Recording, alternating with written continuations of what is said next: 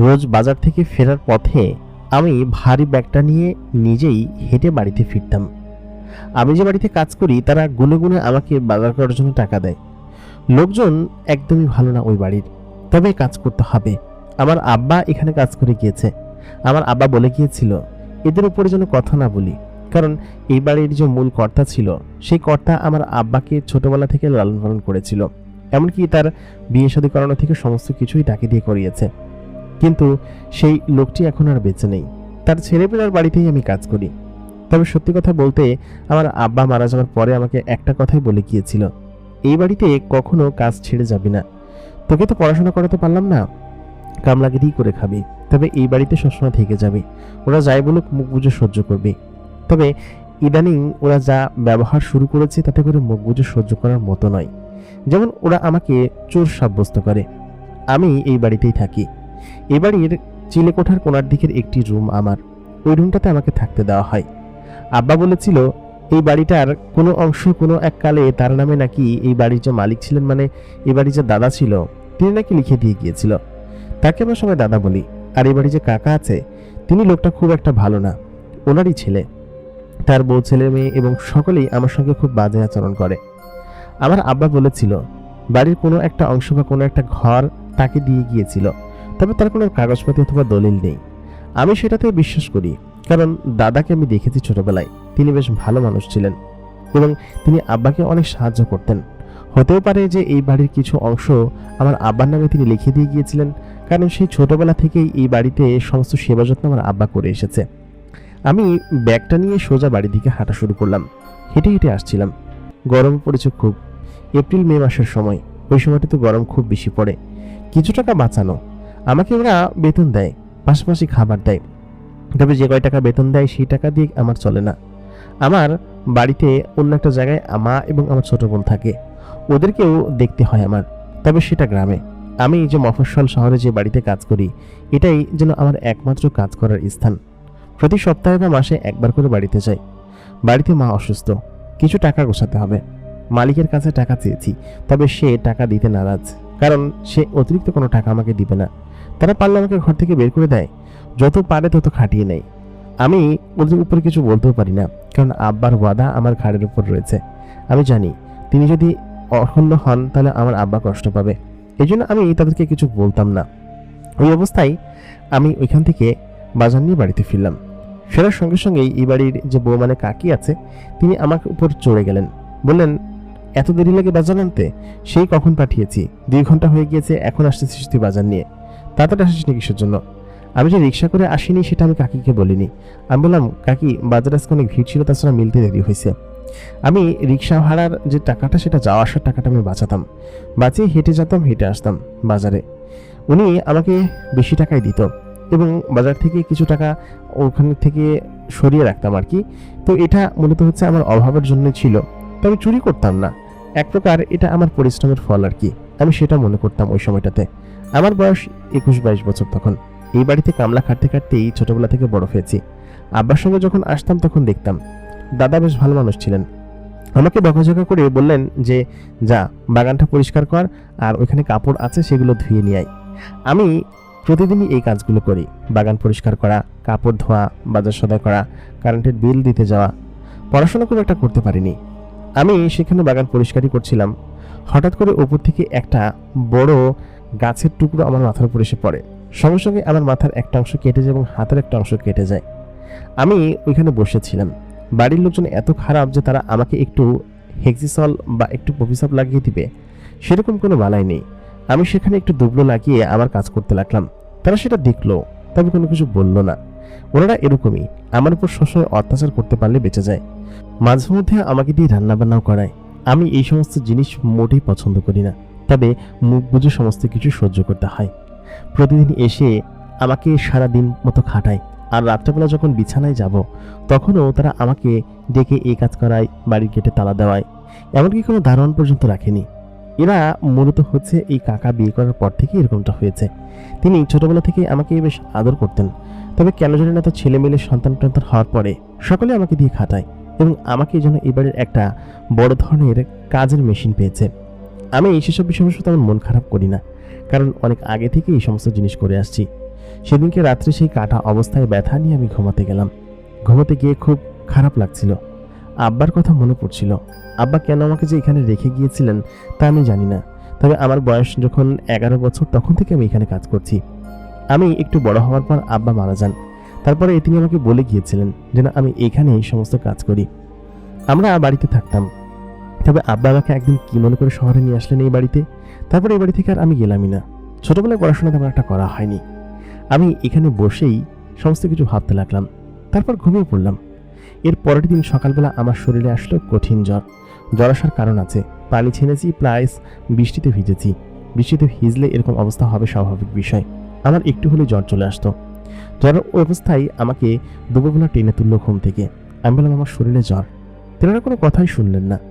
আমাকে দিয়ে তেনারা আরও অনেক ধরনের কাজ করালেন। বাড়ির ভারী ভারী কাজ যত আছে সমস্ত কিছু, মানে আমাকে এক সেকেন্ড বসতে দেয় না। সবাই এক এক করে ডাক দেয়। সকাল থেকে রাত পর্যন্ত এরকমভাবেই চলতে থাকে। আমি বহু কষ্টে এই বাড়িতে পড়ে আছি। আমি জানি না যে আমাকে এরা কাজের ছেলে কেন বলে। আমার তো একটা নাম আছে। এরকমভাবে আমাকে এখানে খাটাতো। সেদিনকে সন্ধ্যার দিকে আমার শরীরে তখনও বেশ খানিকটা জ্বর। ওই অবস্থায় বাড়িতে হইচই পড়ল। হইচইটা ছিল হচ্ছে বাড়িতে চুরি হয়েছে, এরকম একটা হইচই। আমি শুনে অবাক হয়ে গেলাম। চুরি হলে তো আমি তো কিছু করিনি। আমাকে ডাক দেওয়া হলো। ডাক দেওয়ার পর বলা হলো যে টাকা কে নিয়েছে। আমি বললাম টাকা আমি তো নিইনি। টাকা এবং গহনা দুটোই চুরি হয়েছে। সত্যি কথা, আমি টাকা এবং গহনা সেদিনকে নিইনি বা ওরকম আমার অভ্যাসও ছিল না। আমি যে কখনো চুরি করবো এরকমটাও না। তখন আমার মালিক মানে আমার ওই কাকা শহর থেকে নিজের বাড়িতে ফিরলেন।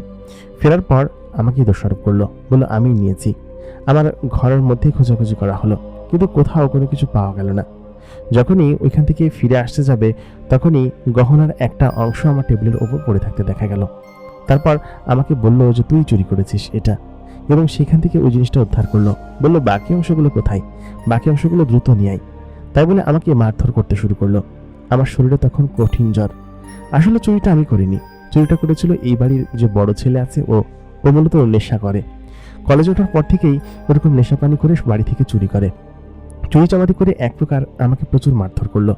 নাক মুখ দিয়ে এক প্রকার রক্ত বেরিয়ে এসেছে, এরকম অবস্থা। বল কোথায় রেখেছিস টাকা, না হলে কিন্তু একদম পুলিশে ধরিয়ে দিব। এরকম মারধর করা অবস্থায় আমাকে বাড়ি থেকে ধার ধাক্কা দিয়ে বের করে দিল। বলল দ্রুত কোত্থেকে রেখে এসেছিস এবং কোথায় রেখেছিস সব নিয়ে আয়।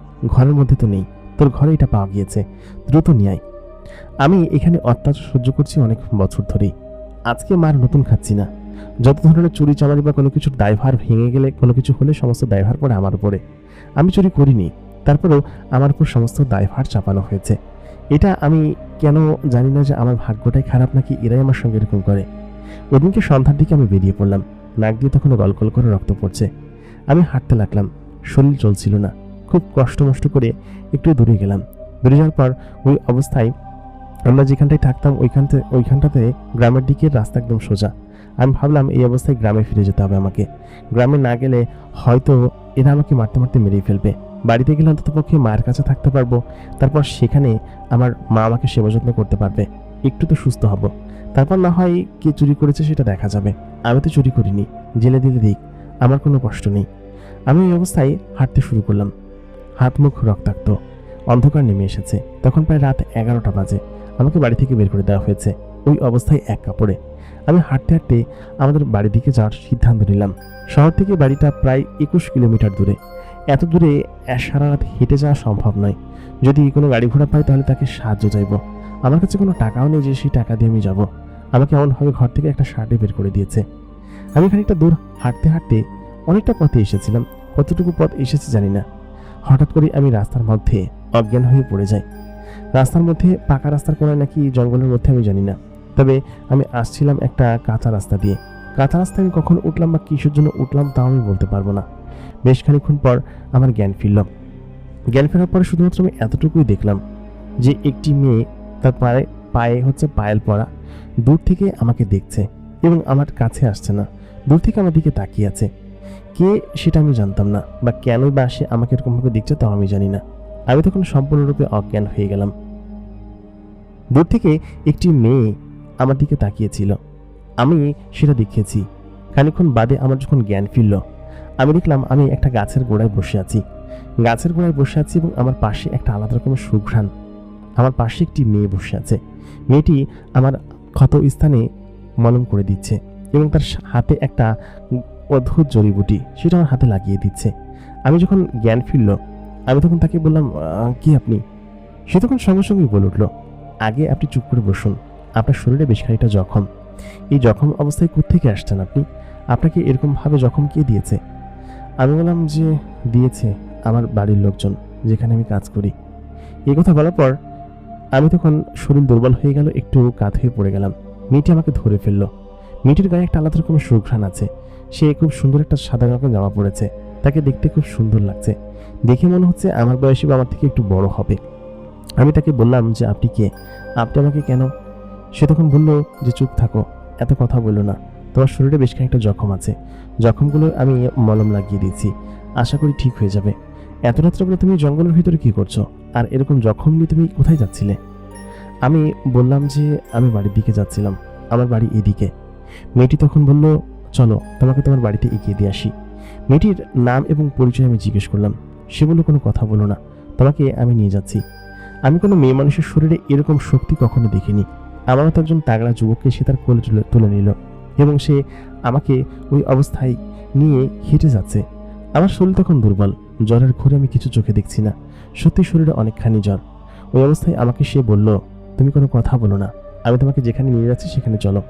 এখান থেকে খানিকটা দূরেই তো তোমার বাড়ি, তাই না? তুমি তোমার বাড়ি চিনো? আমি বললাম, হ্যাঁ চিনি।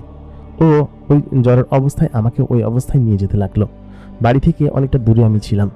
আমাকে যখন আমার বাড়ির উঠানে নামিয়ে দেওয়া হলো, আমি তখন সেখানে টলমল অবস্থায় দাঁড়াতে পারছি না, এক প্রকার বাঁকা হয়ে পড়েছি। তারপর সে আমাকে ওইখানে একটি টুলের উপর বসিয়ে দিয়ে সেখান থেকে গায়েব হয়ে গেল। তারপর রাতে আমার সঙ্গে আর কি হয়েছে আমি সেসব কিছুই জানি না, কারণ আমি সম্পূর্ণ অচেতন হয়ে পড়েছিলাম। তবে এতটুকু মনে আছে, সেই মেয়েটি যে কিনা আমাকে আমার বাড়ি পর্যন্ত দিয়ে গিয়েছিল। আমি বাড়িতে পরের দিন সকালবেলা চোখ খুলে আশেপাশে তাকিয়ে আমি দেখি এটা আমার বাড়ি। আমার শরীরে জ্বর তখন একদম নেমে গিয়েছে, শরীরটা একটু ফুরফুরা লাগছে। তবে যেসব স্থানে আহত হয়েছিলাম সেসব স্থানের ক্ষত তখনও শুকিয়ে পারেনি। আমি ওই ক্ষতগুলোর ওপরে যখন হাত দিলাম, কাঁচা ক্ষত এবং খুব ব্যথা লাগছে। আমার মা আমাকে বলল, এরকম ভাবে আহত হয়েছিস কোত্থেকে? আমি মাকে মিথ্যা কথা বললাম, আসার পথে অ্যাক্সিডেন্ট করেছিলাম। ওই অবস্থায় আমি হেঁটে বাড়ি পর্যন্ত এসেছি। ওইখান থেকে দুবলো টুবলো লাগিয়ে তারপর এসেছি, কারণ আমার শরীরে কোনো আধুনিক মেডিসিন কিছুই ছিল না। মা বলল, তাহলে চল তোকে ডাক্তার বাড়ি নিয়ে যাই। আমি বললাম, থাকার লাগবে না, এখন সব ঠিক আছে, এমনিতেই সেরে উঠবে। মা আমাকে যত্ন করলেন প্রায় দুপুর পর্যন্ত এবং বিকেল পর্যন্ত। মাথায় পানি ঢেলে দিলেন। জিজ্ঞেস করলো, মালিকরা কেমন আছে? আমি বললাম, জি মা, ভালো আছে। মালিকেরা আমাকে বাড়ি থেকে বের করে দিয়েছে। আমি যে ওইখান থেকে চলে এসেছি, এসেও কোথায় পার পাবো না। আমি যাবো বা কোথায়? এসে আমার বাপ মাকে ধরবে। এমন হতে পারে যে আমার প্রতীক ভাড়বিটা যা কিছু আছে সব ভেঙে চড়ে নিয়ে গেল। এই জন্য আমি এখান থেকে যেতে পারবো না। ওরা খুব ভালো মতোই জানে আমি খুব ভালো একটা ছেলে, এই কারণে হয়তো ওরা আমাকে এত পরিমাণ খাটায়। আমি ওই অবস্থায় ওদিনকে সন্ধ্যা পর্যন্ত আমাদের বাড়িতে বিশ্রাম করে কাটালাম। সন্ধ্যার পরে কেমন যেন একটু ভালো লাগছিল। রাতের খাওয়া দাওয়া শেষ করে বারান্দার দাওয়ায় শুয়েছি। আমাদের ঘরটা একদম কুড়ে ঘর টাইপের, ওপরে তালপাতার ছাউনি, ওই ছাউনির মধ্যে আমরা ঘুমাই। আমি বারান্দায় এরকমভাবে শুয়ে আছি। হঠাৎ করেই মধ্যরাতে আমার কাছে একটা অদ্ভুত ঘ্রাণ নাকে ভেসে আসলো। ঘ্রাণটা আমার কেন মনে হচ্ছে যে পরিচিত, এবং খুব আগে বা খুব শীঘ্রই আমি এই ঘ্রাণটা পেয়েছি। আমি সঙ্গে সঙ্গে দেখলাম আমার পাশে একটি মেয়ে এসে বসলো। মেয়েটির শরীরে চকচক করে আলো জ্বলছে। গতকাল রাতের সেই মেয়েটি আমার পাশে এসে বসলো। মূলত ঘ্রাণটা তার শরীর থেকেই আসছে। সে আমাকে জিজ্ঞেস করলো, কেমন আছো তুমি? আমি বললাম, আমি আলহামদুলিল্লাহ ভালো আছি, কিন্তু তুমি কে এবং তুমি এত রাতে আমার বাড়ির বারান্দায় কি করছো? আর সেদিনকে তুমি ওই জঙ্গলের মধ্যে কি করছিলে, বা আমাকে তুমি ওইখান থেকে উদ্ধার করলে কিভাবে? আমি তো কিছু বুঝে উঠতে পারছি না। তোমার শরীরে এরকম চকচক করে আলো জ্বলছে কিভাবে? মেয়েটি তখন বলল, আমি যে তোমাদের জগতের কেউ নই, আমি এক ভিন্ন জগৎ থেকে এসেছি, যে জগৎ সম্পর্কে তোমরা জানো হয়তো। আমি বললাম, কোন জগৎ? তুমি কি ভূত প্রেত এই জাতীয় কিছু? মেয়েটা খিলখিল করে হেসে দিল। তার 32 পাটি দাঁতগুলো যেন একদম ধবধবে সাদা। আমার দিকে মেয়েটা তাকিয়ে আছে। তাকিয়ে থেকে বলল, যে আমি জিনও না, ভূতও না, পরিও না, আমি একটা পরী। আমি হচ্ছে এক পরীর জগৎ থেকে এসেছি। আমি তখন বললাম, পরী? পরী আবার হয় নাকি? তুমি নিশ্চয়ই মজা করছো আমার সঙ্গে, তাই না? তুমি নিশ্চয়ই আমাদের বাড়ির আশেপাশের কেউ, আমাকে ওইখান থেকে পেয়ে বাড়ি পর্যন্ত দিয়ে গিয়েছিলে। ঠিক সেই মুহূর্তে পরীটার শরীরে আরো চকচকে আলো জ্বলতে শুরু করলো। সে তার পা থেকে মাটি সরে গেল এবং সে একটু উপরে উঠে গেল। শূন্য হাসছে। আমি যেন নিজের দুই চোখে বিশ্বাস করতে পারছিলাম না। আমি তাকে বললাম, তুমি কি সত্যি? ও তখন বলল, হ্যাঁ, আমি সত্যিই একটা পরী। দেখো, আমাকে দেখে কি মনে হচ্ছে না যে আমি কোনো জিনজাদি নই? আমি তখন বললাম, হ্যাঁ, কিন্তু তুমি আমার পিছু কেন নিয়েছো? সে তখন বলল, জানি না, তবে তোমাকে সাহায্য করতে ইচ্ছে হলো তাই। আমি কখনো মানুষের সাথে মিশি না বা মানুষের জগতেও আসি না। আমি সবসময় চেষ্টা করি এরকম ভাবে মানুষের জগতের আশেপাশে ঘোরাফেরা করার চেষ্টা করার। তবে তোমাকে দেখে আমার কেন যেন তোমার প্রতি একটু মায়া হয়েছিল। সেই মায়া থেকেই আমি তোমার কাছে এসেছিলাম। তা না হলে তুমি হয়তো ওদিনকে মরে যেতে। আমি ওইখানে নেমে তোমাকে সাহায্য করে তোমার বাড়ি পর্যন্ত দিয়ে যাই। পরে আজকে তোমার খোঁজ খবর নিতে এসেছিলাম। ভেবেছিলাম যে আমি এখান থেকে এমনিতেই চলে যাব। তবে তুমি গতকালকে এবং আজকে এই দুদিনই আমাকে কিভাবে দেখতে পেলে? আমি তোমার সামনে থেকে অদৃশ্য হতে পারছি না। এটা কেন? আর কেউ আমাকে দেখতে পাচ্ছে না, তবে আমি শুধুমাত্র তোমার চোখের সামনে থেকে অদৃশ্য হতে পারছি না। এটার কারণ কি? আমি তখন বললাম, আমি তো জানি না এটার কারণ কি। তাহলে বোধহয় আমি জিনপরি দেখতে পাই, তাহলে তো এতদিন দেখিনি। ও তখন বলল, দেখতে পেলে তো আরো অনেক জিনপরিকে তুমি দেখতে পারতে, তাদেরকে তো তুমি দেখতে পাচ্ছ না। ওই যে দূরে তাল গাছ দেখছো, ওই তাল গাছের মাথায় একটা জিন বসে আছে। আসার সময় দেখে এসেছি। তুমি কি তাকে দেখতে পাচ্ছ? আমি তখন গলার ঢেক তুলতে লাগলাম। বললাম, কি বলছো? ওইখানে জিন বসে থাকে? ওই তাল গাছের নিচে সন্ধ্যার পরে কত গিয়ে বসে থাকি? তখন বলল, হ্যাঁ, তোমাকে যে ধরে ঘাড় মটকায়নি এটাই তোমার কপাল। তারপর ও আমার পাশে বসে আমার সঙ্গে গল্প করতে লাগে এবং শুনতে লাগলো। বলল, আচ্ছা, তোমার নাম কি? আমি তখন আমার নামটা বললাম। ও বলল, ওর নাম নূরজাহান। আমি বললাম, তোমার চেহারাটা নূরের মতো সুন্দর, এই জন্যই বুঝ হয় তোমার নাম নূরজাহান, তাই না? ও তখন বলল, তোমাকে বলেছে আমরা পরীরা সবাই সুন্দর হই। আমি আমাদের অঞ্চলের সব থেকে কম সুন্দরী একটা পরী। আরো কত সুন্দরী সুন্দরী মেয়ে আছে। আমি তো গ্রামের সাধারণ এক মেয়ে। আমাদের গ্রামে অথবা বড়লোক ঘরের যেসব জিন আছে ওরা আরো বেশি সুন্দরী। আমি তো অতটা সুন্দর না। আমি তখন নূরজাহানকে বললাম, দেখো নূরজাহান, মানুষের অথবা জিন পরীর সৌন্দর্য তাদের চেহারার মধ্যে হয় না। চেহারার মধ্যে হলে অনেকেই হয়তো সৌন্দর্য সামনে সামনে দেখাতো, বরঞ্চ তাদের সৌন্দর্য হয় মনের ভেতর। তোমার মনটা খুব সুন্দর। আর তাছাড়া গরিবের ঘরে যে সুন্দর জিন হয় না তার কোনো ইয়ে আছে? এই যে দেখো, আমি গরিবের ঘরে জন্মেছি। আমি তো দেখতে ফর্সা, খুব দেখতে সুন্দর। অনেকেই আমাকে এই কথা বলে, তাই বলে কি আমি দেখতে খারাপ? ও বললো, আরে না, একদমই এই কথা বলিনি। আমি বললাম, ঠিক আছে নূরজাহান, তাহলে তুমিও এই কথা আমাকে কখনো বলো না। নূরজাহান তখন আমাকে জিজ্ঞেস করলো, আচ্ছা তুমি বললে না যে তুমি ওইখানে জখম হয়ে কিভাবে পড়েছিলে, কেন পড়েছিলে? আমি তখন নূরজাহানকে বলতে লাগলাম, জখম হয়ে পড়ে থাকার কিছু কারণ আছে। কারণগুলোর মধ্যে একটা কারণ হচ্ছে, আমি যে বাড়িতে কাজ করি সেই বাড়িতে কেউ আমাকে দেখতে পারে না। আমাকে সবসময় গাধার মতো খাটায় আর অনেক কষ্ট করায়। এই জন্য মূলত হচ্ছে আমি ওইখানে কাজ করছিলাম এবং আমার ওপর চুরির অপবাদ দেওয়া হয়। সেই অপবাদ থেকে ওরা আমাকে মারধর করে এবং বলে যে বাড়িতে গিয়ে টাকা নিয়ে আয়। বাড়িতে নিশ্চয়ই টাকা রেখে এসেছিস। এই জন্য আমি বাড়িতে আসছিলাম, আর ওরা আমাকে মেরে একদম রক্তাক্ত করে ফেলেছিল। ওই দিন আমার গায়ে জ্বর ছিল। আমার গায়ে জ্বর থাকুক, যাই থাকুক না কেন, ওরা কখনোই আমাকে শান্তিতে থাকতে দেয় না, আমাকে সবসময় অত্যাচার করে। ওই মুহূর্তে নূরজাহান খুব রেগে গেল। রেগে গিয়ে বলল, কি বলছো? মানুষরা এত খারাপ হয়? আমি তো কখনো শুনিনি। ওইখানে তুমি কেন থাকো? ওইখান থেকে তুমি চলে আসলেই পারো, এসে অন্য জায়গায় কাজ করো। আমি তখন বললাম, না নূরজাহান, আমি সেটা পারি না। কারণ আমার আব্বা ছোটবেলা থেকেই ওই বাড়িতে কাজ করে এসেছে। ওই বাড়ির সঙ্গে আমাদের সম্পর্ক পুরানো এবং অনেক দিনের। আমার আব্বা ওইখানে কাজ করতে করতেই মারা গিয়েছে। এই বাড়ির যে দাদা ছিলেন, সেই দাদা যখন যুবক বয়সে বিয়ে করে নিয়ে এসেছিল, তখন আমার আব্বাকে ওনারা রাস্তা থেকে কুড়িয়ে সেইখানে লালন পালন করে। এমনকি আমার আব্বাকে খাইয়েছেন, আমার আব্বাকে বিয়ে দিয়েছেন। আমাদের এইখানে একটু জমি ছিল, সেই জমিটুকু আমাদের বসতির উপস্থিতি করার মতো জায়গা করে দিয়েছে। এমনকি আমার আব্বার মুখে শুনেছিলাম এখানকার কোনো একটা অংশ মানে ওদের বাড়ির আমার নামে লিখে দিয়ে গিয়েছিল। তবে সেটা কোন অংশ আমি সেটা জানি না, আর সেটা আমি কখনো চাইও না। কারণ আরেকজনের জমি আমি কেনই বা নিব বলো? ওদের তো আরও অনেক জমি আছে, সেগুলো বেচে কিনে খাই। মূলত দাদা মারা যাওয়ার পর থেকেই আমার উপর অত্যাচার বেড়ে গিয়েছে। আমার আব্বা মারা যায় আজকে থেকে প্রায় 8 বছর আগে। তারপর থেকে তো আমি এখানেই কাজ করছি। আমার উপর প্রচুর অত্যাচার করে ওরা, এবং এখন তো পুরো চুরির অপবাদ দিয়েছে, সম্পূর্ণ চুরির অপবাদ। আমি সত্যি চুরি করিনি, এই জন্য আমাকে মেরে। ও তখন বলল, ওদের এত সাহস, সামান্য চুরির অপবাদ এর জন্য তোমাকে একদম মেরে ফেলার মতো উপক্রম করেছে। আমি বললাম, হ্যাঁ, ওরা ওরকমই, ওদের নিয়ে তুমি কথা বলো না। যাই হোক, ওইখানে আমি আর ফিরে যেতে চাই না। তবে আব্বার ওয়াদা, আমি সেটা ফেলতেও পারি না, আমার ওইখানে যাওয়া উচিত। তখন নূরজাহান বলল, তুমি আসলে খুব ভালো একটা ছেলে। যে ওয়াদা দিয়ে গিয়েছিল তার কোনো খবর নেই, অথচ তুমি তার ওয়াদা পালন করছো। এরকম ভালো ছেলে এখনকার যুগে কয়টা পাওয়া যায়? আমি দেখেই আন্দাজ করেছিলাম তুমি একটা ভালো ছেলে। ভালো ছেলে না হলে কেউ এরকম ভাবে কারোর বাবার ওয়াদা পূরণ করার জন্য অধিকারবদ্ধ থাকে? যাই হোক, তুমি সুস্থ হও। ওদিনকে নূরজাহান চলে গেল, আমি ঘুমিয়ে পড়লাম।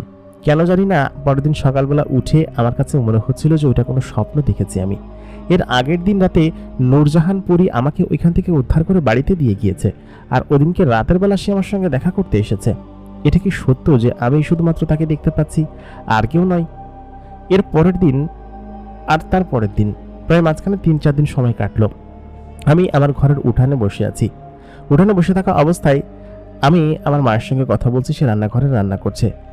ঠিক সেই মুহূর্তে আমি দেখলাম আসমানের উপর থেকে একটি সাদা পাখির মতো জিনিস ডানা মেলে আলোকিত অবস্থায় আমার উঠানে এসে নামলো, এবং সেটি আর কেউ ছিল না, সেটি ছিল নূরজাহান। নূরজাহান আমার কাছে এসে আমাকে বলল, কেমন আছো তুমি? আমি বললাম, জি ভালো আছি। আম্মা বলল, কার সঙ্গে কথা বলছিস, কে এসেছে? আমি বললাম, কেউ না মা। মা আসলে কাউকে দেখতে পাচ্ছে না। আমার ছোট বোন শিউলি, সেও কাউকে দেখতে পাচ্ছে না। তার মানে সত্যি কথা, আমি শুধুমাত্র তাকে দেখতে পাচ্ছি। নূরজাহান আমার কাছে এসে বলল, দেখেছো, ওরা কেউ আমাকে দেখতে পাচ্ছে না। আমিও খুব চেষ্টা করছি যাতে করে তোমার থেকে আড়াল হই, কিন্তু তুমি আমাকে সেদিনকে দেখে ফেললে কিভাবে আমি বুঝতে পারলাম না। মূলত ওই কৌতূহলই তোমার কাছে আমার কাছে টেনে নিয়ে এসেছে। আমি বললাম, নূরজাহান তুমি এই কয়েকদিন কোথায় ছিলে? নূরজাহান আমার থেকে ছোট ছিল, চেহারা ছোটখাটো ছিল। আমি যখন ওর দিকে তাকালাম, ও আমাকে বলল যে ছিলাম একটা জায়গায়। আসতে দেরি হয়েছে তাই না? আচ্ছা ঠিক আছে, শোনো, তোমার সেই ইয়েরটা ঠিক হয়েছে? ওনারা কি তোমার কাছে এসেছিল? আমি বললাম, না, ওনারা আমার কাছে আর আসেনি, তবে আমার কালকেই যেতে হবে। আমি এখন মোটামুটি কিছুটা সুস্থ, শরীরের জখমগুলো একদম ভরে উঠেছে। এই অবস্থায় আমাকে ফিরতে হবে, এবং আমি তাদেরকে গিয়ে রিকোয়েস্ট করব আমাকে যেন আর না মারে, আর আমাকে যেন বাড়ি থেকে বের না করে, কারণ তাতে করে আমার আব্বার আত্মা কষ্ট পাবে।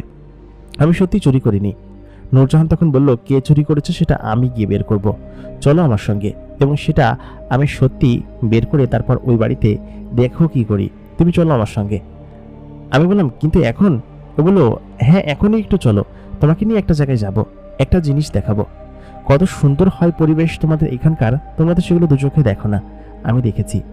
তাই বলে আমি মাকে বললাম, মা আমি আসছি। তখন সন্ধ্যা মাগরিবের আজান হয়েছে। আমি নূরজাহানের সঙ্গে হাঁটতে লাগলাম। খানিকটা হাঁটার পরে আমি দেখলাম আমার পা শূন্য হাসছে। আমি নূরজাহানকে বললাম, এটা কোন জায়গায় নিয়ে যাচ্ছ আমাকে? ও বললো, চলো তো। এত কথা বলো কিসের জন্য? নূরজাহান আমাকে উড়ন্ত অবস্থায় সম্পূর্ণ কালো ঘুটঘুটে একটি জঙ্গলের মধ্যে নিয়ে আসলো। জঙ্গলের চারপাশে জোনাকি পোকা দিয়ে ভরা, এবং খুব সুন্দর দেখতে চারিপাশটা।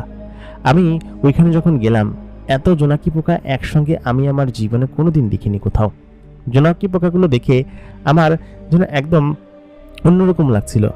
তারপর জোনাকি পোকা দেখতে দেখতে ও আমাকে হাত ধরে নিয়ে গেল জোনাকি পোকার বাগান শেষ করে একটি সুন্দর অরণ্যের মাঝখানে।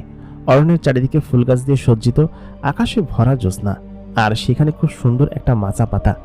আমি কোনোদিন স্বপ্নেও ভাবিনি যে এরকম সুন্দর কোনো জায়গা হতে পারে। সামনে বিরাট নদী, নদীর পাড়ে খুব সুন্দর সুঘ্রাণ ভেসে আসছে নূরজাহানের শরীর থেকে, ওর গায়ের ঘ্রাণ। এটা আমার কাছে ভালো লাগতো। আমি কেন জানি না, নূরজাহানের এই ঘ্রাণ শুকলেই বুঝে ফেলতাম যে নূরজাহান আমার কাছে এসেছে। ও যদি দূর থেকে উড়ে আসতো, তখন আমি বুঝে ফেলতাম যে নূরজাহান তুমি পেছনে দাঁড়িয়ে আছো। ও বলতো, তুমি কিভাবে টের পাও যে আমি এসেছি? আমি বললাম, টের পাওয়া যায়। ওদিনকে রাতে নূরজাহান এবং আমি সেখানে বসে অনেকক্ষণ গল্প করলাম। আমার বাবার কথা বললাম, নূরজাহান ওদের বাড়ির কথা বলল। ওদের পরিবারে কে কে আছে, ওরা কোথায় থাকে, জিনারা কোন জগতে থাকে। আমাকে একদিন বলেওছে যে ও আমাকে সাথে করে ওর জগতে নিয়ে যাবে। সেটা কবে সেটা বলেনি। আমি বলেছি জি আচ্ছা ঠিক আছে। তারপর ওকে আমি সেদিনকে জিজ্ঞেস করলাম, আচ্ছা নূরজাহান, তুমি যে এই যে আমার সঙ্গে দেখা করতে এসেছো একজন মানুষের সঙ্গে, এটার জন্য কি তোমাকে কেউ কিছু বলে না? নূরজাহান বলল, আমি খুব দুরন্তপনা একটা জিন। সাধারণত আমাদের গোত্রের মেয়ে জিনেরা খুব একটা বাহিরে যায় না, তবে আমি একা একা রাত বেড়াতে খুব ঘোরাঘুরি করি। আমাদের গোত্রটা এখান থেকে একদমই কাছে, তোমাদের বাড়ির কাছে। এই জন্যই মূলত তোমাকে আমি সেদিন রাতে দেখতে পেয়েছিলাম, তা না হলে হয়তো। নূরজাহান তখন বলল, সম্ভবত এদিকেই একটা জিনের দল আসছে, আমাদেরকে এখন এখান থেকে চলে যেতে হবে, চলো তোমাকে আমি দিয়ে আসি। নূরজাহান আমাকে ওর শরীরের সঙ্গে জড়িয়ে ধরল। তারপর ও আমাকে সঙ্গে করে নিয়ে দিয়ে গেল আমাদের বাড়ির উঠানে। বলল, কালকে প্রস্তুত থেকো, কালকে সন্ধ্যায় তোমাকে ওই বাড়িতে নিয়ে যাব, তারপর দেখো ওদেরকে কত ধানে কত চাল করি। আমি তখন পরের দিন সন্ধ্যার জন্য অপেক্ষা করছিলাম কখন সন্ধ্যা হয়। সারা দিন কেটে গেল, নূরজাহান আসলো না। সন্ধ্যার মাগরিবের আজানের পরপর যখন সমস্ত বাদুড়েরা বাড়িতে ফিরে যায়, বাদুড়ের ভিড়ের মধ্যে একটি বিশাল আকৃতির সাদা ডানাওয়ালা পাখির মতো কোনো একটা বস্তু আমার দিকে এগিয়ে আসছে। আমি জানি এটা নূরজাহান। ও আমার দিকে তাকিয়ে আছে, আমি আমার দিকে তাকিয়ে আছি। উড়ন্ত অবস্থায় আমাকে বলছে যে, তাড়াতাড়ি চলো, তুমি কি প্রস্তুত? আমি বললাম, হ্যাঁ প্রস্তুত, আমার সমস্ত কিছু রেডি ছিল, আমি তো কিছু আনিনি। ও উড়ন্ত অবস্থায় একদম খপ করে আমাকে ওইখান থেকে তুলে পাখির মতো একদম উড়ে চলে গেল। আমি আসমান দিয়ে ভাসছি, ও আমাকে দুই হাত ধরে ঝুলিয়ে রেখেছে। ও আমাকে বলল, নিচের দিকে তাকিও না, নিচে তাকালে ভয় পাবে। মনে হয় 2 থেকে 3 মিনিটও সময় লাগেনি। এই 2-3 মিনিটের মধ্যে আমি পৌঁছে গেলাম জিনের জগতে। ও আমাকে এখানে নিয়ে এসেছে। আমি বললাম, তুমি কোথায় নিয়ে আসলে আমাকে? ও বলল, এখানে এসেছি, দাঁড়াও, এখান থেকে একটা জিনিস নিতে হবে, আমি তোমার ওখানে গিয়ে কিছুদিন থাকবো। আমি আমার ব্যাগ নিয়ে আসিনি, এদিক দিয়ে আমি এক আত্মীয় বাড়িতে গিয়েছিলাম, ব্যাগটা নিয়ে আসি, তুমি এখানে দাঁড়াও। এটা হচ্ছে জিনের সীমান্ত। আমি সেখানে দাঁড়িয়ে ভয়ে ভয়ে এদিক ওদিকে তাকাচ্ছি, যদি কোনো জিন আমাকে দেখে ফেলে। খানিকক্ষণ বাদে ও ফিরে আসলো, ওর হাতে একটা ব্যাগ। ও বলল, চলো। আমি বললাম, তুমি সত্যি আমার সঙ্গে যাবে? ও বলল, হ্যাঁ। তারপর ও আমাকে উড়িয়ে নিয়ে আমার সেই চাচার বাড়ির সামনে, ও হচ্ছে গিয়ে আমার সেই চাচার বাড়িটার সামনে দাঁড়িয়ে বলল যে, এই বাড়ি, এতটুকু বাড়ি, আমাদের বাড়ি যে কত বিশাল সেটা তুমি জানো না, আমার নিজের প্রাসাদই তো এর থেকে বড়। তা বলে হেসে দিল। আমি বললাম, সত্যি তোমার নিজের প্রাসাদ আছে? ও বলল, হ্যাঁ। আমি বললাম, তাহলে তুমি নিজেকে এরকম গরিব বললে কিসের জন্য? ও বলল, আরে বোকা, আমাদের এখানকার সমস্ত গরিব জিনদেরকে যদি মিলানো হয়, তাও তোমাদের এখানকার একজন বড়লোকের থেকে অনেক বেশি হবে, তুমি জানো? আমি বললাম, ও আচ্ছা, তারপরে তোমরা এরকম আনন্দ এবং স্বাচ্ছন্দ্য থাকতে পছন্দ করো? ও বলল, হ্যাঁ, আমাদের ওখানকার কোনো গরিব জিন নেই, সকলেই বড়লোক, এবং অনেক বড় বড় যারা আছে তারাও বড়লোক। বাড়ির সামনে দাঁড়িয়ে আমি কলিং বেল চাপ দিলাম। ঘর থেকে বের হয়ে আসলাম আমার চাচি। চাচি আমার দিকে তাকিয়ে বলল, কিরে তুই টাকা না নিয়ে কোত্থেকে এসেছিস? চাচি আমার দিকে থতমত করে তাকিয়ে আছে। আমি চাচিকে বললাম, ধুর মিয়া, সরুন তো এখান থেকে, ঘরে যাইতে দেন। চাচি আমার দিকে তাকায়া একদম পুরো হতবাক। আমার সাথে অন্য সাথে আমি এরকম কোনোদিন আচরণ করিনি, কিন্তু এই কথাটা আমার মুখ দিয়ে অটোমেটিক্যালি বের হয়ে গিয়েছে। আমি মুখ চেপে ধরলাম চাচিকে, তারপর আমি নিজেই ধাক্কা দিলাম। আমি জানি না এই ধাক্কাটা কে দিল, তবে সম্ভবত এটা পরিটাই করেছে। ওনাকে ধাক্কা দিয়ে আমি উঠে সোজা সিঁড়ি দিয়ে চিলেকোঠার ঘরে উঠে গেলাম। তারপর আমি ওকে বললাম, যেই তো আমার ঘর, ওইটা কে করলো, তুমি করেছো? ও বলল, হ্যাঁ আমি করেছি, কারণ তোমার চাচিকে সবক শেখানোর দরকার আছে, তোমার চাচি জিনিসটা চুরি করেছে। আমি বললাম, কি বলছো তুমি, চাচি জিনিসটা চুরি করেছে?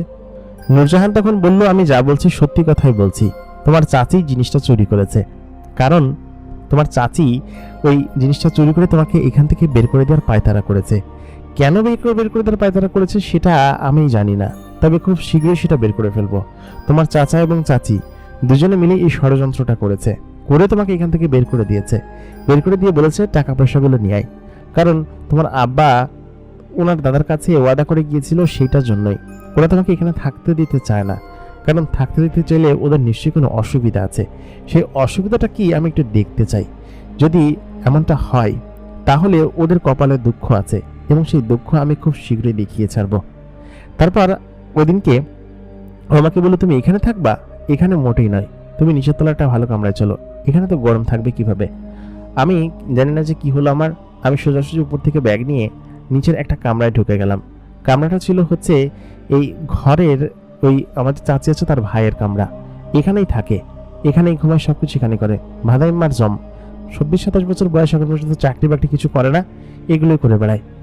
সমস্ত জিনিসপাতি ঘর থেকে 1 সেকেন্ডের মধ্যে বের হয়ে গেল। সম্ভবত জিন মেয়েটাই বের করেছে, নূরজাহান। আমি বললাম, এটা তুমি কেন করছো? উনি আসলে বকাঝকা করবে আমাকে। তখন নূরজাহান বলল, যে যাই করে করুকা, এখন থেকে এই বাড়ির সমস্ত কিছু তোমার ইশারায় চলবে, দেখো কি হয়। নূরজাহান আমাকে ঘরের ভিতরে নিয়ে ঘরের দরজা বন্ধ করে দিল। ঘরটা একদম মুহূর্তের মধ্যে নূরজাহান সাজিয়ে ফেললো। আমি বললাম, এটা কিভাবে করলে? ও বলল, এটা করা আমার জন্য কোনো ব্যাপার না, এখন থেকে দেখো এই বাড়িতে কি হয়। বাড়ির সমস্ত কিছু একদম তোমার ইশারায় চলবে। ওরা এতদিন তোমাকে শাসন করে এসেছে, আমি খোঁজ করেছি। আমি বললাম, কি খোঁজ করেছো তুমি? ও বলল, কি খোঁজ করেছো সেটা আমি তোমাকে পরে বলবো, তবে এখন আমি যা করছি সেটা তুমি দেখো শুধু। তারপর ওদিনকে রাতের বেলা কাকা বাড়িতে আসলো, এসে আমার দরজা ঠকঠক করলো। সকলে দরজা ঠকঠক করেছে, আমার সকল কাণ্ড ওরা বুঝতে পেরেছে, বা আমি কি কি করেছি ওরা সকলে জেনেছে। আমি দরজা খোলার বান্দা না, আমার কানে কোনো শব্দই আসেনি।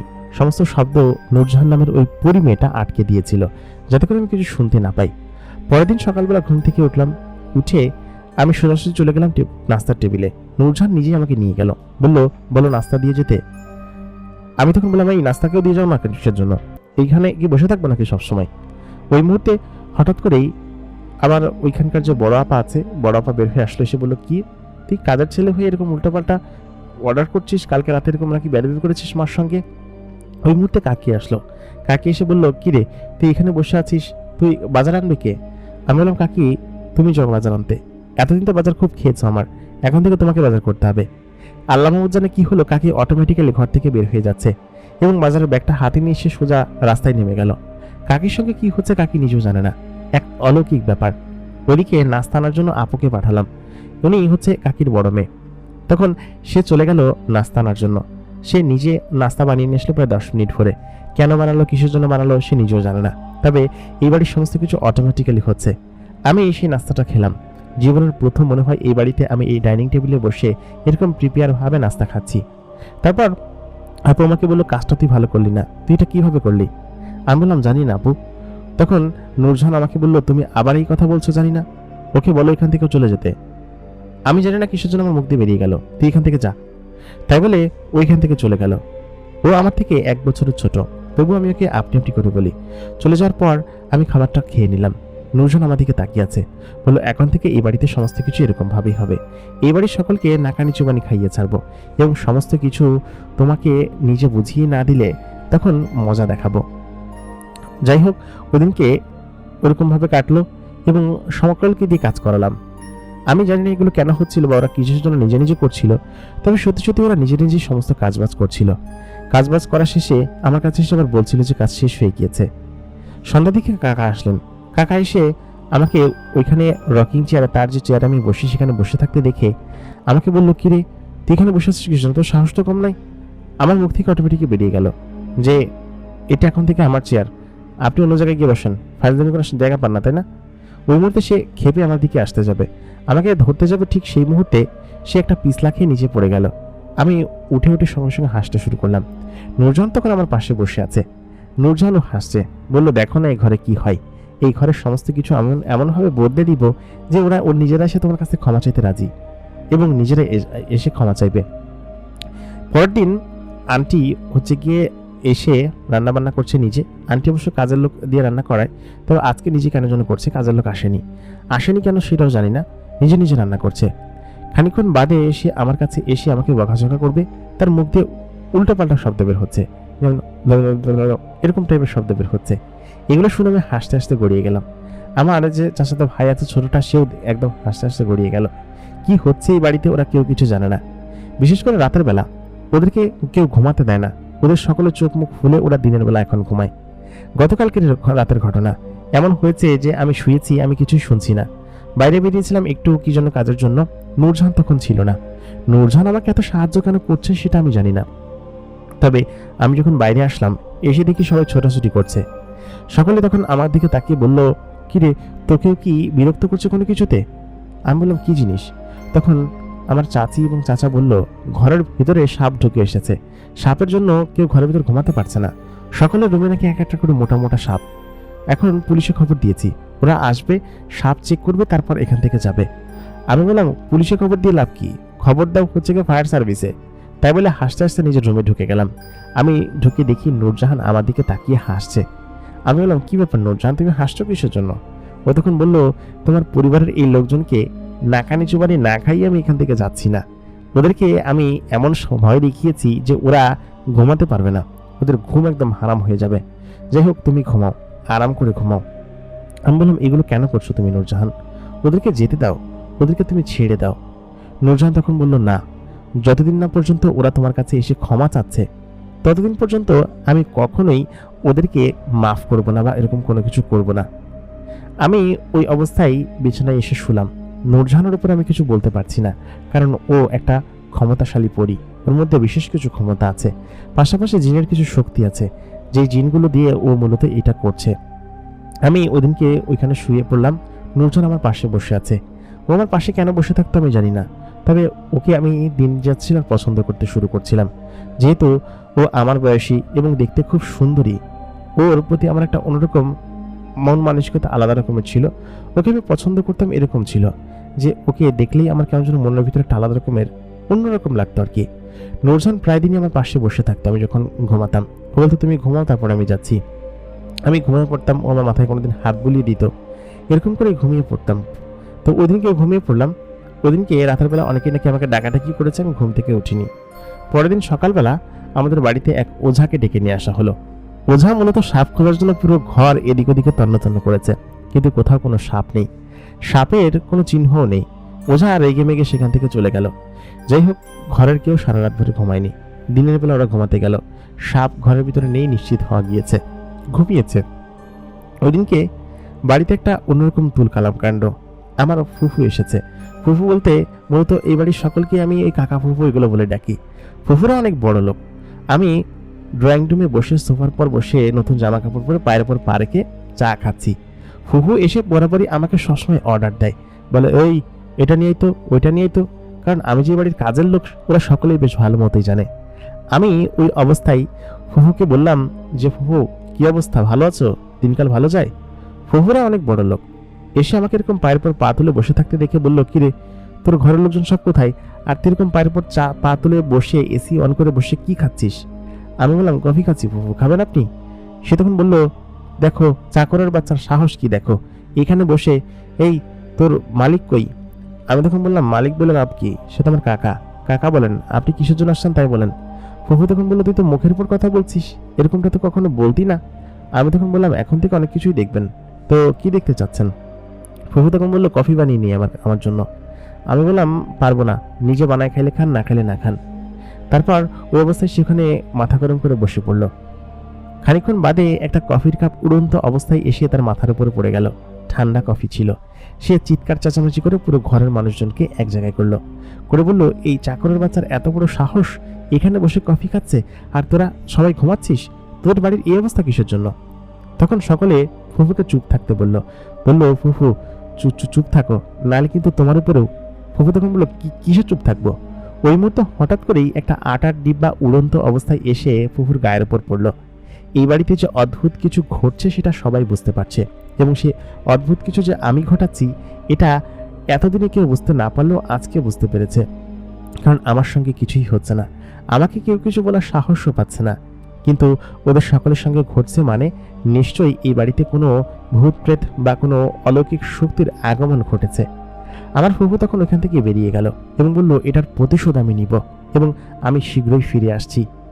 দেখতে দেখতে মাঝখানে 6-7 দিন সময় কাটলো। এই বাড়ির সকলেই একদম তারের মতো সোজা, সকলেই আমার কথায় ওঠে আর বসে। আমি কখনো ভাবতে পারিনি যে এটা নূরজাহান করে দেখাবে বা আমার সঙ্গে এরকমটা হবে।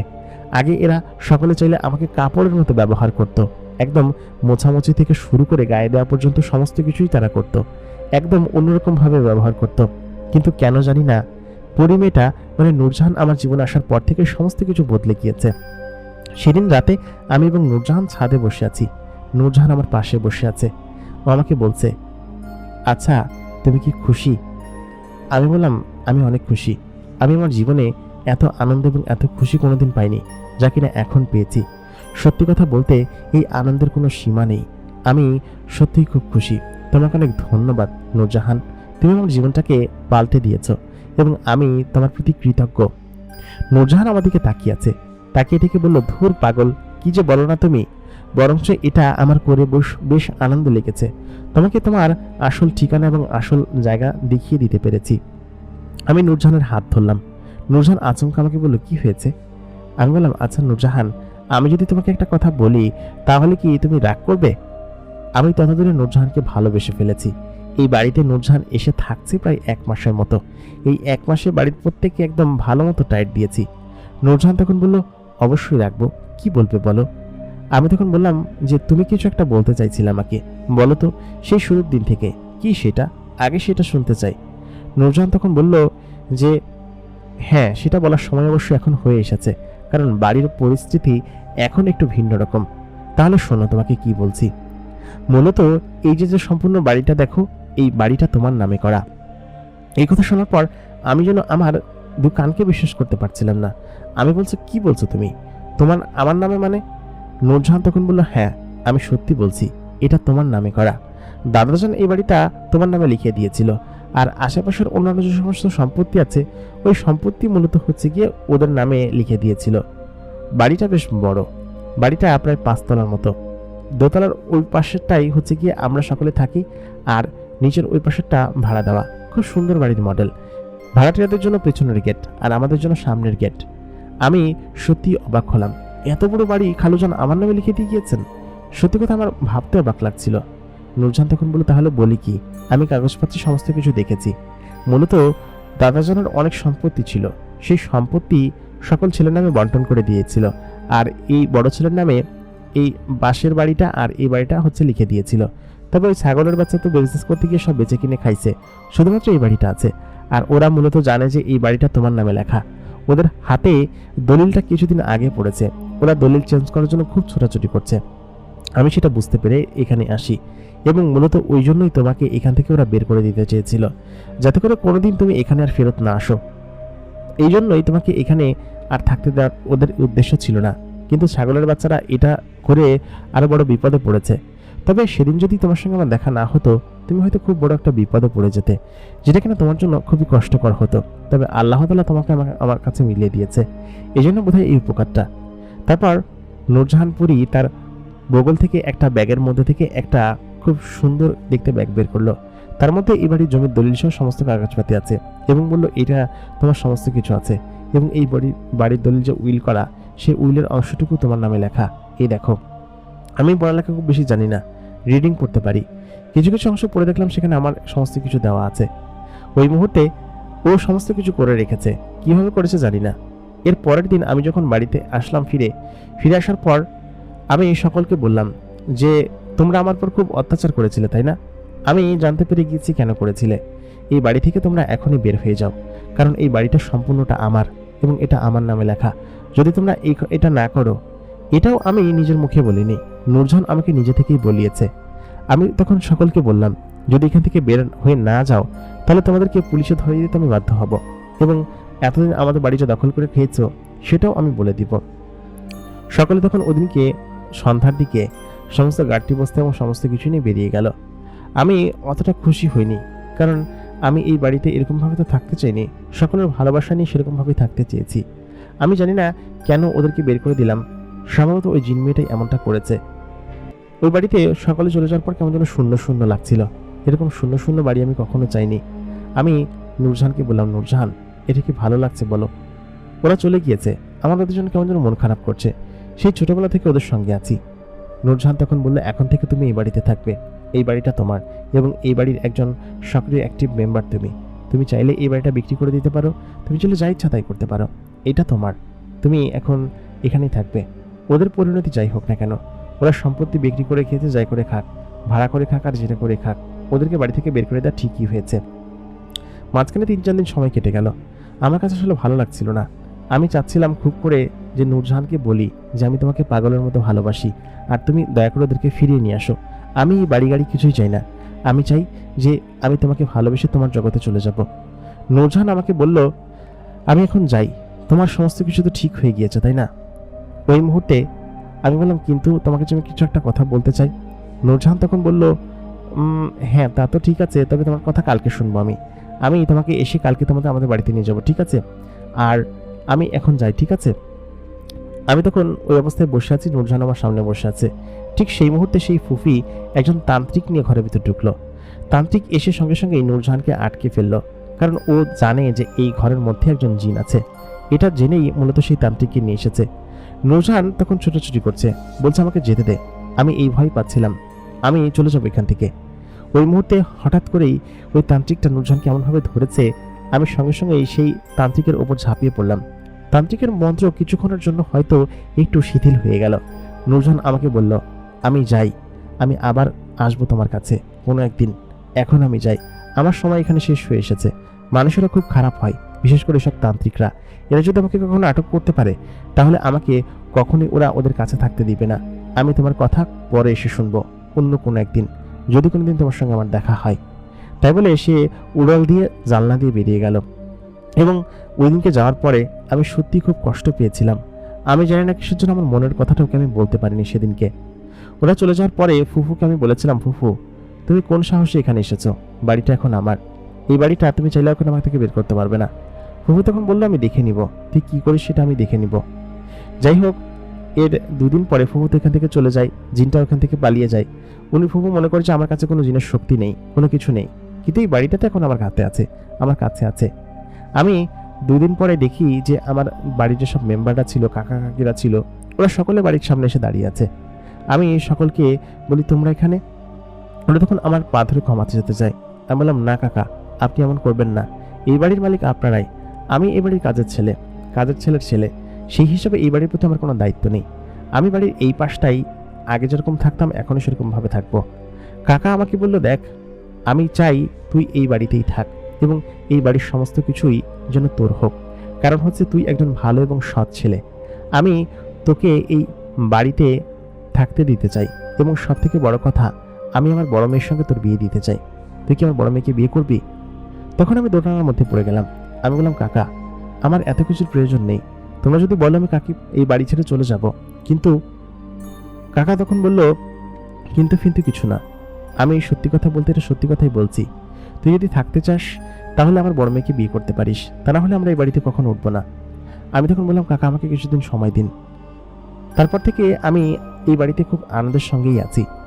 আমি পরবর্তীতে আমার সেই প্রেমিকা যাকে আমি ভালোবাসতাম তার জন্য কয়েক বছর অপেক্ষা করেছি। কাকা আমাকে বলেছে যে তুই চাইলে আমার বড় মেয়েকে বিয়ে করতে পারিস। আমরা একে অন্যকে দেখতাম প্রায় দিনই।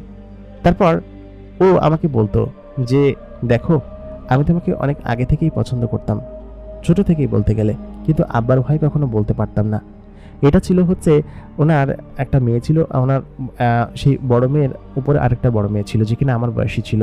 ও আমাকে পছন্দ করতো এবং ওইটা ওর আব্বাকে যখন বলে তখন মূলত আমি জানতে পারি। তারপর আর কি 3-4 বছর কেটে যাওয়ার পরে আমি ওকে বিয়ে করি। সালমাকে বিয়ে করার পরে আমি এখন এখানেই আছি।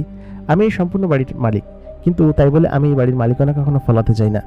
এই বাড়ির মধ্যে শুধুমাত্র একজনই আমাকে সব থেকে বেশি পছন্দ করত, সেটা হচ্ছে সালমা। সালমা আমাকে সবসময় লুকিয়ে লুকিয়ে খাবার দিত।